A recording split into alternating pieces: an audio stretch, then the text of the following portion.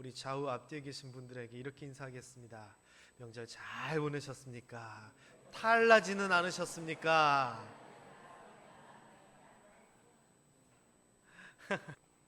저희가 이번에는 금요 예배가 명절 당일이어서 이렇게 가정 예배로 대신하고 또 오늘 오후 예배도 그렇게 하기로 하는데, 간혹 이 명절 때 이렇게 금요일이나 수요일이나 주일날 명절 전날 이렇게 딱 걸리면은요, 뭐가 틀린 줄 아세요? 교회 딱 들어오면 전 냄새가 교회에서 나요. 그래서 이번 명절은 교회적으로는 좀 아쉽기는 하지만 그래도 가실 분 가시고 오실 분 오실 수 있는 그런 시간이 되어서 너무 좋은 것 같습니다. 오늘은 우리가 지난주에 가정예배 그 순서지에 나눠드린 그 본문을 가지고 제가 말씀을 전하려고 합니다. 추석을 맞이하면은 먹을 것도 많고 어떻게 되면 보너스도 받기도 하고 못 보던 사람들을 만나서 참 기분이 좋습니다. 그런데 그 가운데서도 마음에 불편한 부분이 있습니다. 그게 뭐냐? 집안에 어렵고 힘든 일이 있을 경우, 사람 사이에 관계가 매끄럽지 못한 경우, 집안에 큰 숙제가 있는데 그게 아직 다 이루어지지 않는 경우, 웃음 가운데 그 뒤편에 씁쓸함이 있습니다. 특별히 그 문제가 좀 심각하고 큰 경우에는 겉으로는 웃지만 속으로는 참 불편한 게 명절이 아닌가 싶습니다.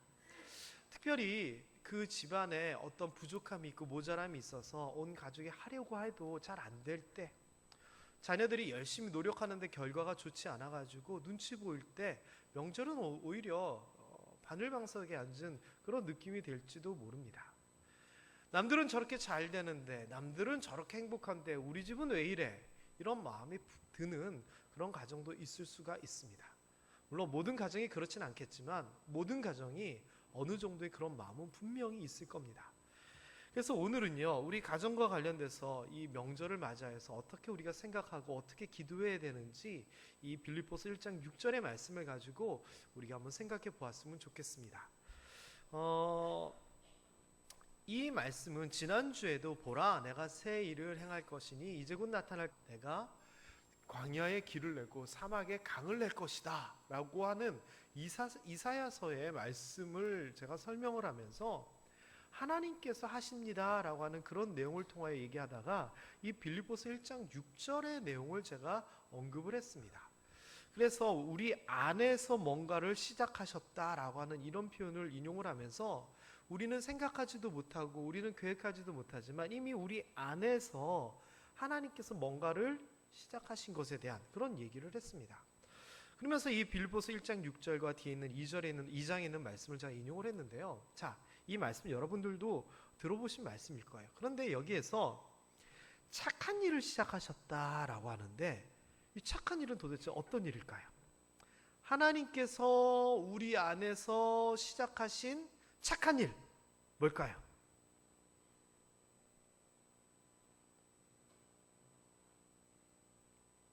언뜻 대답하기가 애매하죠.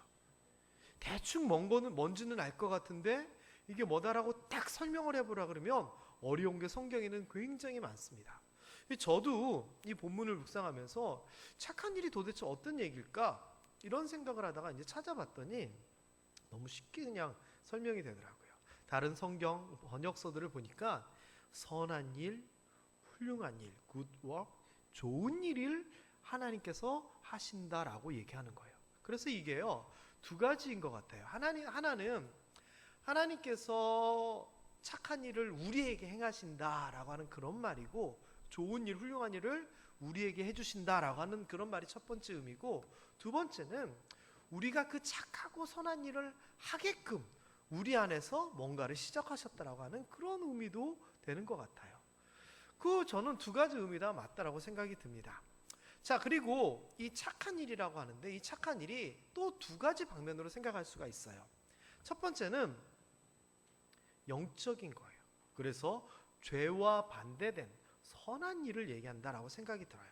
그리고 두 번째는 하나님께서 보시기에 참 좋았더라라고 하는 그런 창세기의 말씀처럼 우리 마음속에 어려움 없고 힘들지 아니하고 부족하지 아니하도록 샬롬의 상태, 참 하나님 보시기에 좋은 상태를 만드는 것, 죄악된 일뿐만 아니라 우리가 이 세상 살아가면서 필요한 여러 가지 좋은 일들을 하나님께서 시작하셨다, 그렇게 생각해도 될 것 같아요. 어쨌거나 우리는 생각하지 못했는데 하나님이 시작하신 거예요. 그것을 어떻게 우리는 생각하지 못했는데 라고 하는 단어를 제가 쓰냐면은, 이 시작하다라고 하는 말의 원어의 뉘앙스를 제가 좀 살펴봤어요. 그랬더니 어떻게 나오냐면은, 이 말의 그 어근을 가지고 봤더니 시작하다라고 하는 말이 맞는데 처음으로 뭔가를 하는 거예요. 그러니까 게다가 이것을 지배하다라고 하는 단어와 동일한 의미가 있는데, 이게 뭐냐?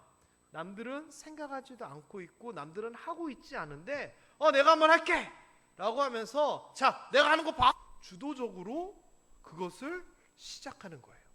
다시 얘기하면 하나님께서 우리 안에서 선하고 착하고 훌륭한 일들을 이제 막 시작하셨는데, 우리는 생각하지 못하는데 하나님께서 지배하시면서 주도적으로 자 내가 한다 먼저 시작하신 거예요.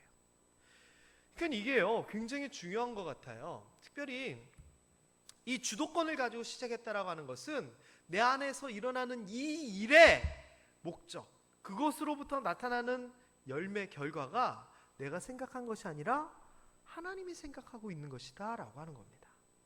여러분, 우리의 의지를 넘어서 하나님의 목적을 가지고 시작하신 이 착한 일, 이것을 우리가 뭔지 제대로 알고 이룰 수 있는 우리 되었으면 좋겠습니다. 게다가 굉장히 이제 어려운 표현이 사실은 나와요. 그리스도 예수의 날까지 이루실 줄을, 하나님께서 뭔가를 시작하셨는데 그거를 언제 이루시냐면은 그리스도 예수의 날까지 이루신다라는 거예요. 그럼 그리스도 예수의 날은 언제일까요?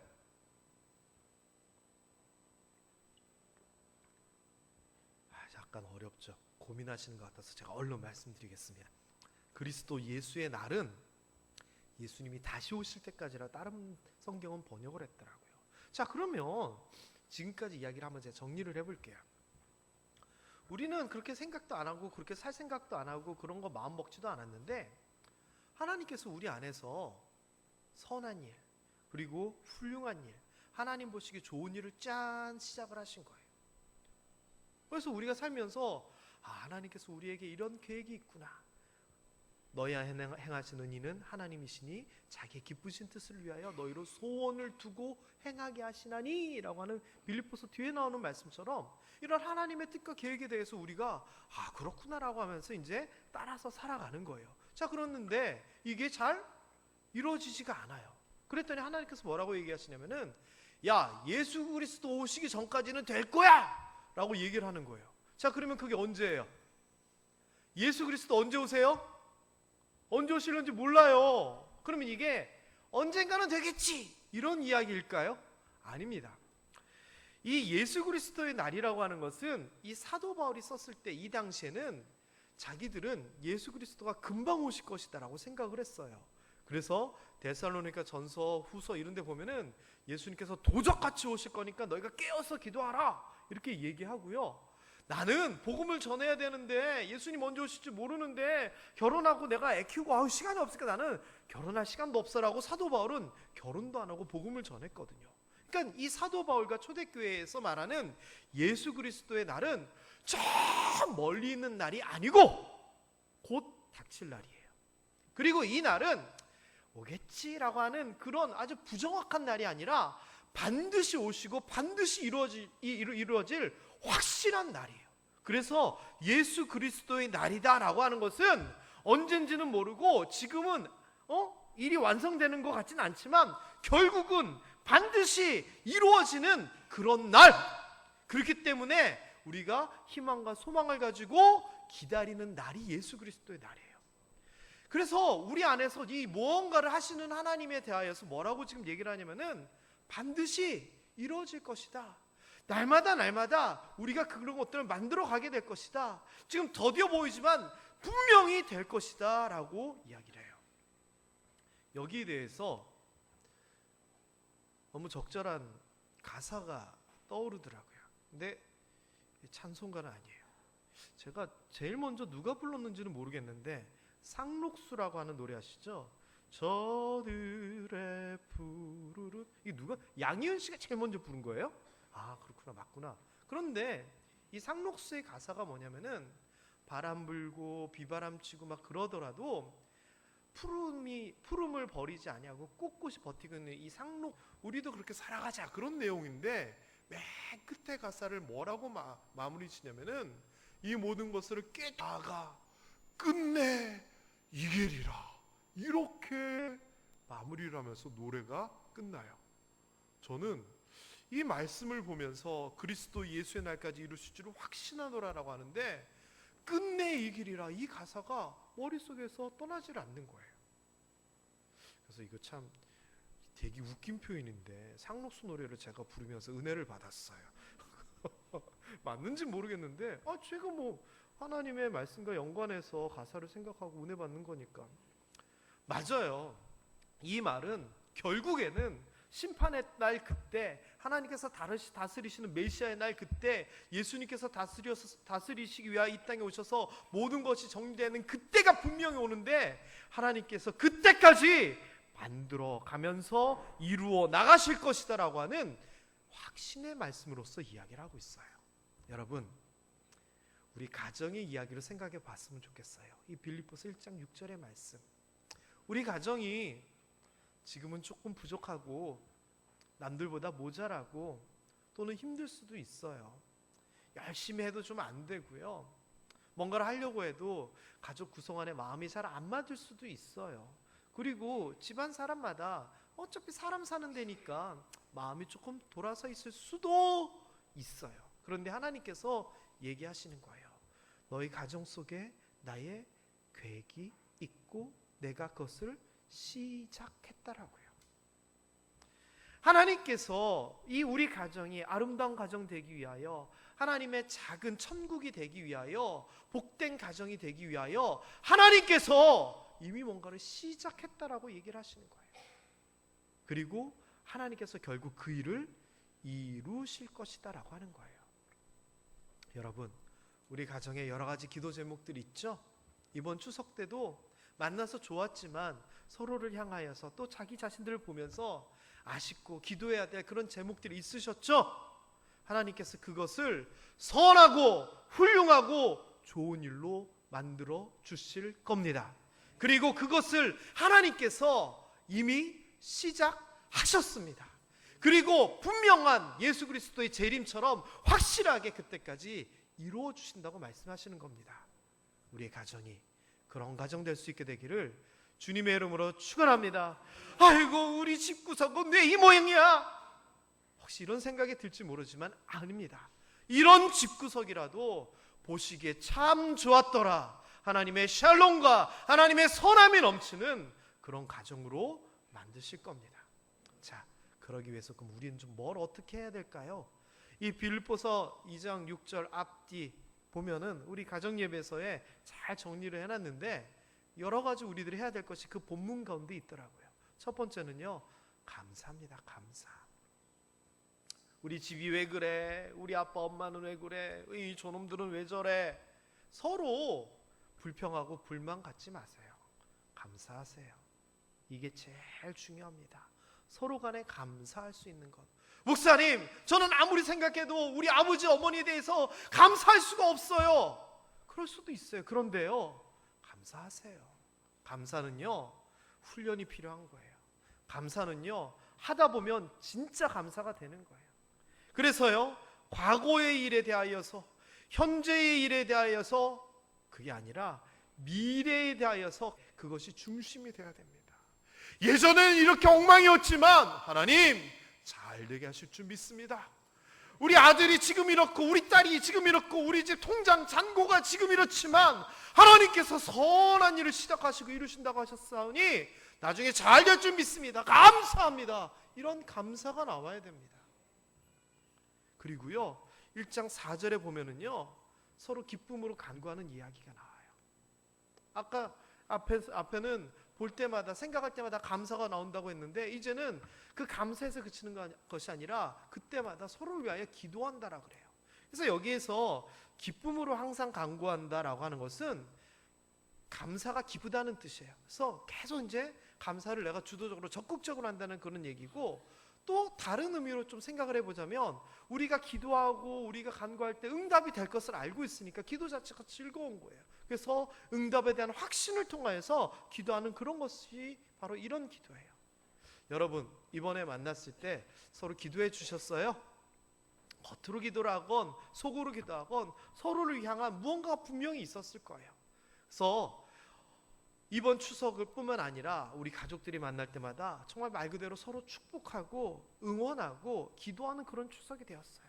그리고 생각하면 감사가 넘치고 그럴 때마다 기쁨으로 서로를 위하여 기도해 주는 것, 저는 이것이 하나님께서 만들어 나가실 가정에 속한 가족들의 의무라고 생각이 듭니다. 그리고 세 번째, 이게 이제 제가 앞부분에 얘기했던 것들과 연관되는 가장 중요한 부분입니다. 우리는 확신하노라. 뭐를 확신하는가? 하나님께서 시작하신 그 선한 일이 이루어질 것에 대한 확신입니다. 그래서 여기에서 뭘 할 수 있냐면은 그 착한 일이 이루어질 것을 기대하면서 바라고 있는 겁니다. 이게 뭐냐? 소망이잖아요.